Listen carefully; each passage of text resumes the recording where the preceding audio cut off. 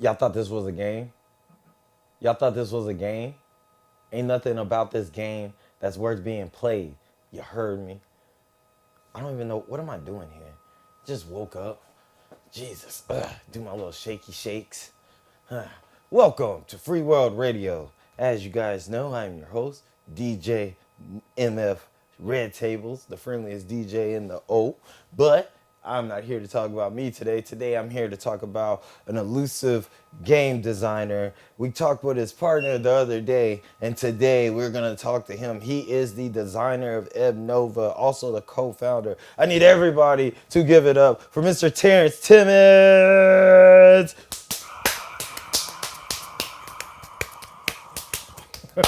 I told you it was going to be magnificent. You thought I was playing.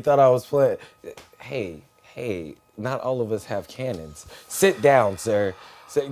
Shake my hand. Shake my hand and sit down. Guys, out here putting out cannons and stuff like people just lift weights for a living. I don't do that. I need to. So, tell us a little bit about yourself. Who are you? Where are you from? If you want to tell your age. And what got you into designing and gaming? Sure. So my name is Terrence Timmons. I am originally born in Manhattan, New York, but I'm from all over the place. I claim Orlando. I really like it here. I've been here for a little while. Okay. I got into game design on my own, really. I've been wanting to make games since I was 10 years old. And, I'm 42 now. So I finally decided about, I want to say 7 years ago, to really start pursuing it. And so I just learned on my own. I started started with Unity. Well, actually, I didn't start with Unity. I started with this library called SDL, and I messed around with SFML, trying to make my own engine and stuff. And then I started messing around with Unity, and I just been doing like tutorials and trial and error and trial and error is the best worst way to learn something, but it's effective. It is. I'm enrolled in Full Sail right now, but I can definitely say that trial and error is much better and cheaper than Full Sail. So anybody out there thinking about it, learn it on your own. Trial and error. Do it. Just jump in. You know, I may be going against the grind with this. I know some of my viewers are going to be like, oh, no, you really asked this. Do you feel like you actually learned something at Full Sail? See, here's the problem. So I went in for, I just switched degrees. I'm taking my last class in computer science with game programming, focus on game programming. Okay. So that's supposed to be like learning how to make an engine, that kind of stuff. The classes haven't been too focused on games, like game design, just engine design. And I mean, frankly, look, my instructors, I'm not gonna say anything bad about my instructors. My instructors is awesome. All of my instructors have been awesome, even though some of the ones have like really heavy accents, but excellent instructors. I'm taking online classes, so I don't get to be in the classroom with them, but excellent instructors. Gotcha. A lot of my instructors, some of my programming instructors, kick down a lot of knowledge to us about the industry, things that are really important for us to know. So like how they hiring practices and that kind of stuff. But as for have I learned anything? Not really. Not that I haven't already learned on my own. Absolutely. I learned a few new things about C++ that I hadn't known before, but nothing new really. Yeah, it's a hit or miss when it comes to that. I graduated my bachelor's in show production, and honestly, I can say that I learned from flipping a coin to how different mistreating one cable can really mess up your whole setup and stuff like that. Even more so than that, like you said, the industry insights and just learning how to navigate it. I tell people all the time, when you go to Full Sail, for one, online and campus are two separate beasts. Yeah.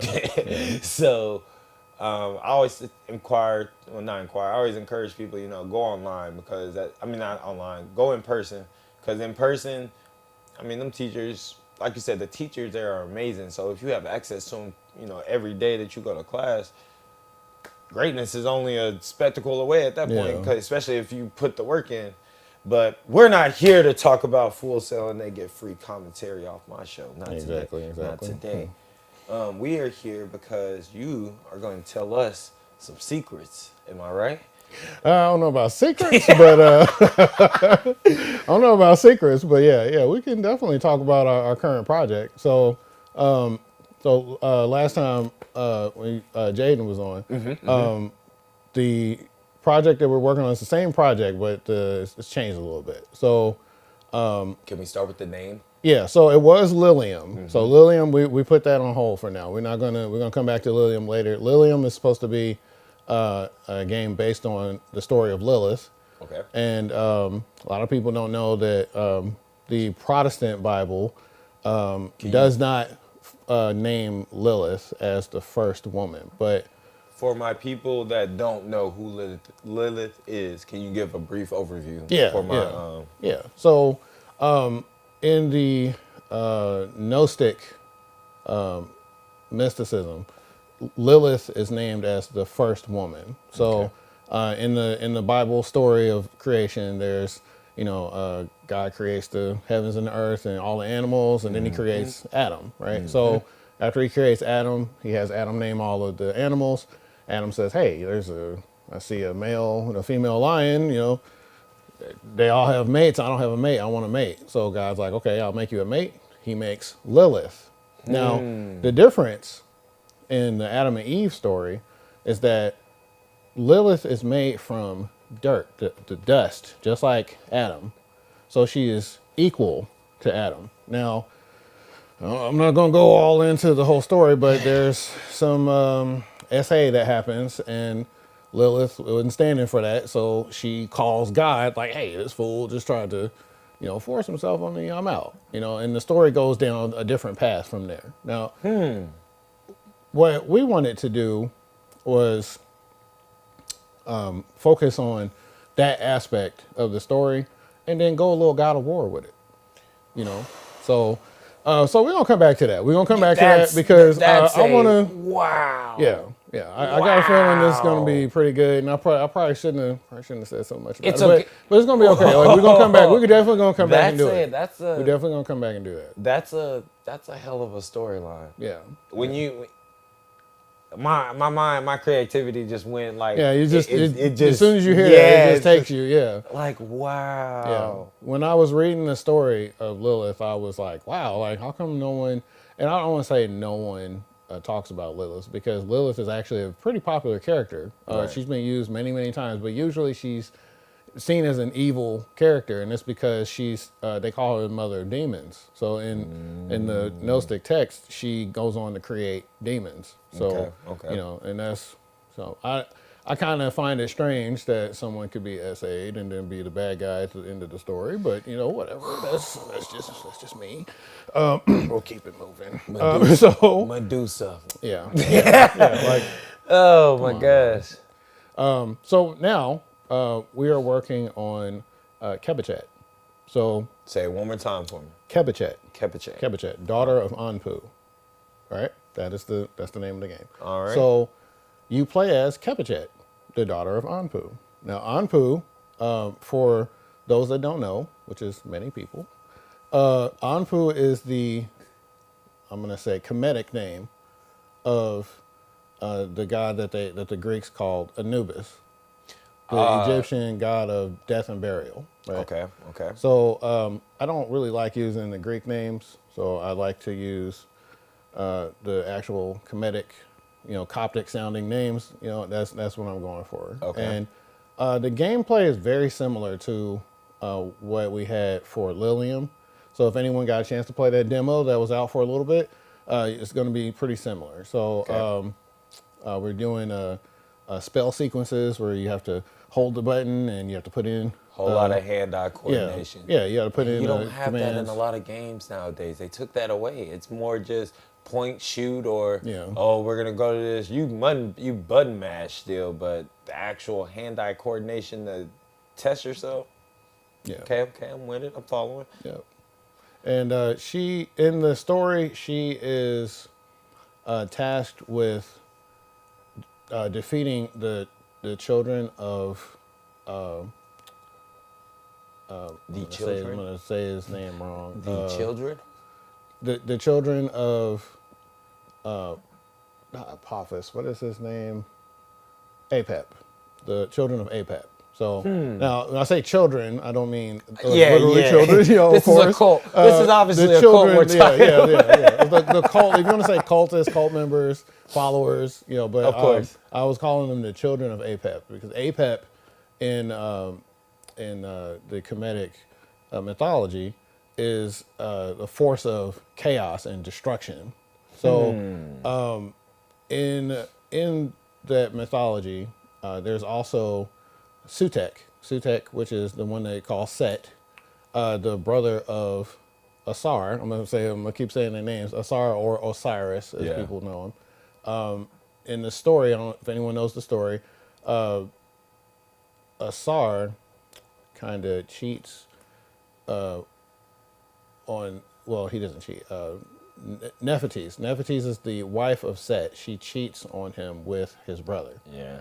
Set finds out, kills his brother, right? So This has Egyptian. written over yeah, it. and that's what we're going for. It you know? just Cause like peeped this, I feel like there's like a whole lot there that could be done, and like some groups of people will take that stuff that I feel like belongs to us, and we'll use it, and they'll plaster their stuff on I it. get what you're saying, You know, yeah. and like I don't like that. I've never liked that, and I'm like I want to see it. I want to see those stories told from our point of view. I want to see those stories. You know, I want to see that stuff played with us. You know, I want our community to take that stuff and do something with it because it's a feature rich story rich. I don't know what to call it. Like it's a lot of material there that could be used. Let me ask you this, because you just hit a key point that I wanted to see if you how you felt about it. You said you wanted more of our people to play our games. How do you feel? Because I've talked to with a lot of graphic designers, and all of them say the same thing. There's not enough brothers in game design. You want to elaborate on that for me? Yeah. So you know, I don't work in the industry. Like I don't work for Nintendo or anybody like that. I've never have, and I don't really plan to tell you the truth. That's why we started Ebonova because you know, there's a lawsuit with Full Sail right now, which I'm not involved in, but you know, because they promised a lot of things with games, well, not just games, other industries too. But I know, you know, the game industry has been. They try to tell you, oh man, there's a lot of jobs, you'll make a lot of money, and then you know, it's not every few weeks you'll hear about. This company laid off 9,000 people. You know, they just finished this game, and then they hear this person that made this, and they fire them, and they, you know, and like I'm not going through that, bro. Like, you know, I'm not gonna go through that. So, especially when the games industry is, you know, billions and billions of dollars going through that industry, and like a lot of it might go to the AAA, you know, publishers and stuff, but it doesn't have to. Doesn't have to, you know. We can make a game and we can sell it for $15, $20, you know, and we could get 1 million sales off of it if people buy it, you know. And people actually support it. Yeah, people actually support, and people do support what they like. People support what they like. So our community isn't represented in that industry because the people who control that industry don't really want us in that industry. You know, it's the same thing, you know, that, you know, just like we were seeing, I don't want to go into the politics thing with the DEI stuff, all that, you know, and like people, you know, they go all into that, and there are plenty talented people. There are plenty talented programmers. There are plenty talented voice actors and artists, you know, animators who can do the work. But if you're not going to get hired because people don't like, your skin color, what are you going to do? Make your own. You got to make your own at that point. So, yeah. Yeah.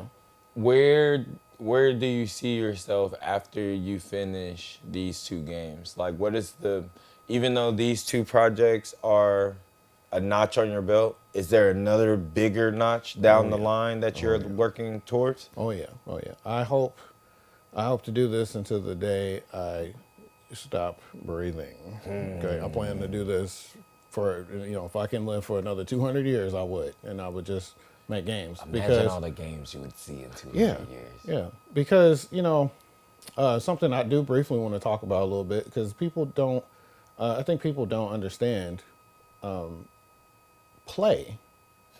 So one of the first classes that I had in Full Sail, which was a very good class, was the psychology of play. And I had kind of known about this since I was young, and I kind of briefly, through my life, have studied it, but not really took a close look at it enough to realize there's a whole psychology behind the idea of play. Play is a superpower, really.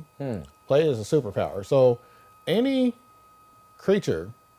living creature that plays, so lions, tigers, you're talking about bears, systematically playing, like literally playing. Them playing, and like when you see those videos of like a cheetah, like there's the one where there's a cheetah and this cheetah cub pounces on the mother and the mother jumps 10 feet in the air like, oh my God, that's play. That's playing. They're playing. But what is that thing? What is it really doing? Oh yeah, they're teaching the real instincts. They're teaching it how to hunt. They're teaching how to stalk, how to pay attention to where this creature's looking so you're behind it, that kind of stuff. Now, at first it seems like it's a game, but when you look deeper into it, this is practice. That's all play is. Practice. Practice and play is the same. Like people separate those two, but it's not really separate. These are the same things. And just because, for years, I've heard people tell me, oh, video games are for children and blah, blah, blah. Everyone should be playing video games. You should find some kind of game that stimulates your mind and challenges you in some kind of way. And you should do that. You should play it. You know what game I'm about to tell you, because we were just talking about it. Minecraft. Yeah. Minecraft is by far one of the most childish, idiotic games I have ever heard. And I hope everybody listening into this puts a comment down and rage baits, because I don't care. I do not like Minecraft, but you know what?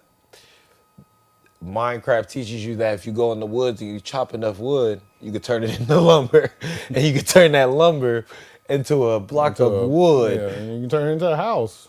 Yeah. Now Minecraft, and I'll say like not every game is obviously going to teach you like some kind of life skill or something. Absolutely. But the idea of being challenged, the idea of working towards a goal, the idea of coming up with a plan for how you're going to reach that goal. These are all things that are done in games. When I was in high school, I was in JROTC for a little bit. And in JROTC, one of the things you have to do is map reading. Yeah. So that was really easy for me. And everyone else in the class just kind of struggled with that. And I didn't really understand why until I thought about it. And I was like, I played a lot of games growing up where there was a freaking map. So like, I'm from the 8-bit days, even before, I played a lot of 8-bit games. So I played The Goonies 2, for example. And that game has a map. Old. Yeah, that game is so old. It's like 83 or something. You said The Goonies. You're my personal guy. But that game's awesome. That game was awesome. I played it a lot. I hadn't beaten it until I got older, and I went back and I played it again, and I beat it. The mechanics. And it's because the map has a front side and a back side, and that game I had to like look at the map and figure out, hey, this just shows a dot. It shows me and it shows a dot, and I'm like, okay, how do I figure, And over time, I would figure out, okay, I need to move to do this and go here and figure out where this is on the map. And I did that for so long. I've played a bunch of other games that had maps in them, but that game is the one that stands out to me the most. And I think that's why it was easier for me to understand how to look at a map and figure out where I'm at on this map quickly. Figure out how to, and topography maps, things like that. Those are, what's scary is you tell a kid today to look at a topography map, they'll be like, what is that? Yeah. Like, what do you mean? What do you mean? That's a shame. Yeah, that's a shame. Moving on. Because we ain't gonna talk about today's game. Yeah. I'm gonna ask you a couple of questions. Some of our fans sitting over here on the live, they got a couple of questions for you. Number one, what is your favorite old school game versus your favorite new school game? My favorite old school game, the game that made me want to make games, is The Guardian Legend on the NES. Okay, so if you don't know what The Guardian Legend is, for some reason it was an underrated game. I do not know why, but it was a space shooter / labyrinth game. Okay. It was the first time I'd ever played anything where it was like you're flying. First, you come in and you're flying through the defense system trying to get to this planet, and you fight the boss. And after you defeat the boss, you land on the planet, and then the first thing you're greeted with is a screen that's like, if someone is reading this, then I must have failed. Yeah. Whoa, what do you mean? What do you mean you must have failed? And then the story is like, there was a race of people on this planet, and some alien force landed on the planet, overtook the planet.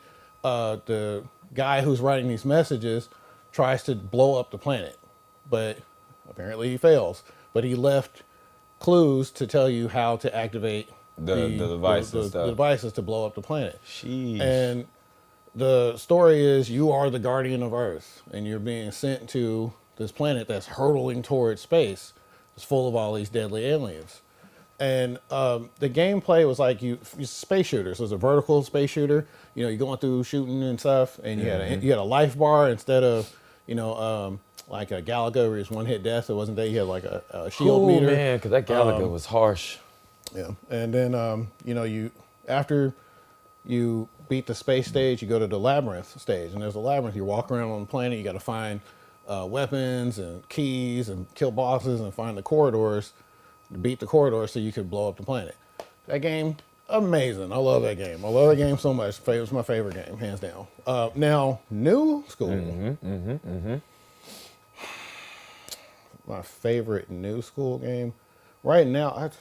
I earlier we was talking about this, and my current favorite game is Daemon X Machina Titanic Scion. That's actually my current favorite game. But if I was to say mouthful. My favorite, it's a mouthful. But, a mouthful. Yeah, you gotta say that. You gotta say the whole thing because it's not Daemon X Machina 2, even though it is the second game. But I don't know. I'd actually say Elden Ring, man. Like for real, my favorite new school, current new school stuff is Elden Ring. I think Elden Ring is quite possibly the best game I've ever played. And it's because of a lot. It's not, the difficulty curve. Like a lot of people don't like the difficulty curve. Okay, I'll give you that. It's man, you ever seen them fantasy books? And it's got like a freaking castle and a mountain and like a river, and it just looks crazy, like something you'd never see in real life. Are you see that in Elden Ring? I was gonna say all the time. Like you literally turn and it's just this vast. Like you can tell that whoever designed those maps, I know they had fun when they made those maps, because like when you see the Carrion Academy at night, you see the Carrion Academy at night, and you look up and there's stars in the sky. There's the moon. Over there is the Erd Tree, and then there's this huge castle, this huge college. A little attention to detail. And it's just awesome. Everywhere you go in the game, it just looks amazing, and it's all has to do with. It's not just there to look good. It has to do with the story. Everything in it has to do with the story, and I think that is the best type of game when you have your story and your artwork and everything melds together perfectly, and you can tell that nothing was put in there just as fluff or anything. It's there for a purpose. Great answer, by the way. Great answer. Thank you. Favorite old school game, if I just had to pick one, probably SOCOM. SOCOM, just because it was always challenging. Never beat it as a kid. Beat it when I was an adult. New game.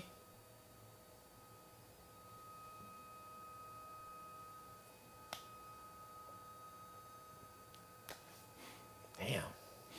Yeah.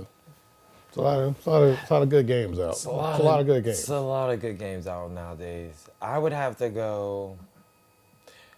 You know what? Crazy as it sounds, Assassin's Creed will always hold a place in my heart, especially how after Origins, from Black Flag to Origins, and then everywhere they went after that, I liked it, but you can only go so far after repetitive. Yeah. So same thing. That's why Call of Duty fails. Call of Duty's can't keep making the same storyline and just switching one or two things. Yeah. So, but all right, hold on. Let me see. All right. Second question. If you could be on any gaming design team, where would you be? Just give me one. Oh man.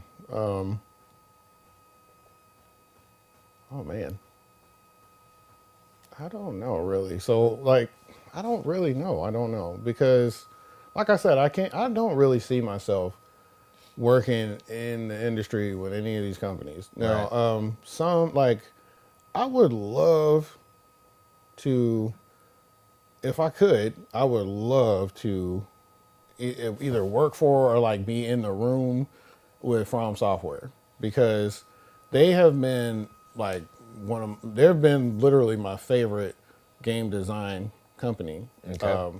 for a while. You know, I've been playing Armored Core since the Eh, first one. yeah, you know, and yeah. that's how I know them is from Armored Core. Like I've been playing Armored Core games. I've played almost every Armored Core, almost every. I've only missed like AC5 Verdict Day. I didn't have that, and I missed like one other Armored Core they had, but every other one I've had all of them. You know, and I would love to, you know, be in there for that or for. Of course, the Soul series is great. Soul series is great. Soul series is great. Who would turn that down? Yeah. Like Dark Souls is just one of those games that if you can get in on it, go for it. Because there's so much hate for it, but the fan base behind it, that hate is just misguided love. Yeah. Because they go back and buy the same game all over again. And they'll die. And they'll complain. They'll make streams about it. And Yeah, then, I'm one of them. Yeah. oh man, let me tell you. I've dropped more souls and runes than I care to even talk about. I felt. The third question is going to be our final question. I believe this is actually a great question to end off on. For future game designers, what advice do you give? So I like I was saying earlier, do it. Do it. Don't let anyone tell you that you can't. Don't let anyone tell you you need a giant team. Don't let anyone tell you you need a bunch of money. Now you are going to need some money for some things. Like you know, right now we are not rolling in dough. We're doing this. You know, it's just been it's just been me and Jaden just putting it out. That grind serious though. Yeah, and that's that's what you got to do. You don't need tons of money. There's lots of free assets you can use to just for practicing, for learning. But definitely learn. Like practice. Go pick. Like if you're gonna use Unity, you need to learn C#. If you're gonna learn Unreal, you need to learn C++. But Unreal, they use like a different version of C++, like different libraries and stuff. But they do pretty much the same thing. He's dropping jewels for y'all. He's telling y'all what to do in case you want to be a game designer. Sorry, I interrupt you. Go ahead. Continue. Sorry. Yeah, sorry, you just need to code. You need to write code. You need to write code. You need to write code. You need to write code. You need to learn coding patterns. So stuff like state machines. You need to learn. You need to know what a state machine is. State machine is like the most basic one. Like I don't want to say most basic, but like. For me, the state machine is almost like bread and butter. Like I use it for a lot of stuff. You're gonna need that. When I was working on Lilium, I've been working on Lilium in some form or another for some years now. And Ooh, that's it took, I had to, until I started using a state machine, I was having a lot of logic issues. So stuff like I'm trying to have her move and then stop moving when you press the cast button, and when I'm pushing the buttons that are also used for dodging, jumping, attacking, I now need them to switch. A state machine helps you to switch that type of state, so you can control it. Yeah, so you can control it. So you definitely need to, whatever programming language that you're going to be using, you definitely need to learn that language. And basically, you just need to learn the syntax. You need to look up, read anything you see that's about like good coding practices, that kind of stuff. And I say ask questions, but if you go to certain forums, you're going to run into people who are not very charitable to new learners. So the best thing now, since we do have AI, so you can ask some of the AIs, like I use DeepSeek sometimes to help clarify stuff. Now, I would not use the AI to write code for you, although some of them can write code for you, but like that's called vibe coding. Some people call it vibe coding. Like I would stay away from that. Like don't do that. Absolutely. You need to know it yourself. So trial and error, start with something really simple. Don't jump to try to make an MMO. Like, don't fucking do that. Like, excuse me. Don't do that. Stick to small, simple projects first. Join some game jams. Some game jams will be like, make a game in 24 hours or something like that. Like, do that. Do those things. Challenge yourself. Yeah, because the main thing about a game jam is the reason why there's time limits on it is to force you to finish, because the biggest problem for game design is finishing the project. Okay, so like when you start, like I'm doing what's it called? Feature creep. It's called feature creep. Where you keep adding this and adding that and adding this and adding. Like, it's never enough. It's never enough. It's never going to be enough. So you need to come up with the idea for the game, figure out what you're going to put in there, stop, and then do those things, and then stop. Like stop. After you get everything done, if you go, hey, there was this one little nice thing that I could have put in there to make this be a little better. Okay, now you can do that. Do that at the end. But don't go and just be like, okay, I'm gonna start a platformer, and then it turns into a fighting simulation, and it turns into a don't do that. It Don't keeps do that. going and going and going and going. Well, Mr. Terrence, we did enjoy having you today on the show, giving all that insight and everything. Oh, thank you for having me. When can we expect you to come back? Hopefully when the game's done. How long is that, sir? So the game will be going into early access in December. It'll be on Steam and for early access. So we're gonna keep working on the game, and we plan to have it full released by I think June. I think it's June of June or July, somewhere around there. All right. So like summer next year. Yeah, and we're gonna look forward to that, because y'all done came to us with 2 games now, and now we got to see one. We got to see one prosper. With that being said, do you have anything else you would like to tell the Free World Radio audience? Thanks for watching the stream. Keep watching. How can they support y'all? So right now we don't have any like crowdfunding up yet. We're still working on that. But definitely those funds that we generate from the early access are going straight into the project. So anyone that wants to support, when you see that game, when you see Kebechet pop up, and it's Kebechet, Kebechet. There you go. Kebechet. So when you see it pop up, please buy it. Because trust and believe, that game's getting finished. If it's the last thing I do, it's getting finished. And not only just a little bit more. Please. So the game is going to be a roguelike. It's going to be a roguelike game. It'll be randomized dungeons. Right, and like I said, it'll be the spell sequences for the spells, and we have two melee systems. So we have she has a water attack, which I didn't really go into. Kebichet in the myth, Kebichet is the embalming fluid. So, or she's the one that was given the embalming fluid. So, Okay. it's called the tenipotent liquid. So it's in the story, basically, it's the liquid that they use to embalm dead bodies. Now, since she's fighting against the ex-animus, or undead, as some people call them, she's fighting against the ex-animus, the liquid can kill them. It can Cut this, cut that off. So that's attention to detail. that's what her goal is. Her goal is to defeat the ex-animus and to defeat the children of Apep. I won't go into details, but on the difficulty level, what am I looking at? God of War, Harvest Moon. What am I looking at here? Oh man, I don't know, man. So Jaden and Sean, our tester, they was testing the combat, and I'm feeling pretty good about the combat. I put a lot of work into that combat. Okay. And I made a boss the other day, and it was taxing they ass, bro. They was like, we cannot beat this boss, and I was like, man, it can't be that bad. So I go to record myself to show them, yeah, I'm gonna show these guys, y'all trash. Boss beat the brakes off of me. I was like, okay, I think I need to tone it down just a little bit. So I'm it's not going for a super hard game, but definitely gonna be some challenge. Can't get mad at that. Well, with that, Free World Radio, that's all we have today. Mr. Terrence. Hey man, I told you about the show.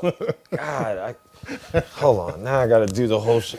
Now I gotta finish the show off like this because I refuse to show my goods. All right, everybody. Mr. Terrence here. He's like, I look so stupid. Yeah. Oh my God. Oh, I love Free World Radio. It's what we do here. If you want to tell your story on Free World Radio, contact me, DJ Red Tables, or a member of the Free World Radio host team. Trust me, you want to come tell your story just as bad as I want to listen and engage with you. If you don't, it's okay. You'll tell your story eventually. Because I'm watching you. I'm watching you, and you have no idea what's really going to happen if you don't apply to come on my radio show.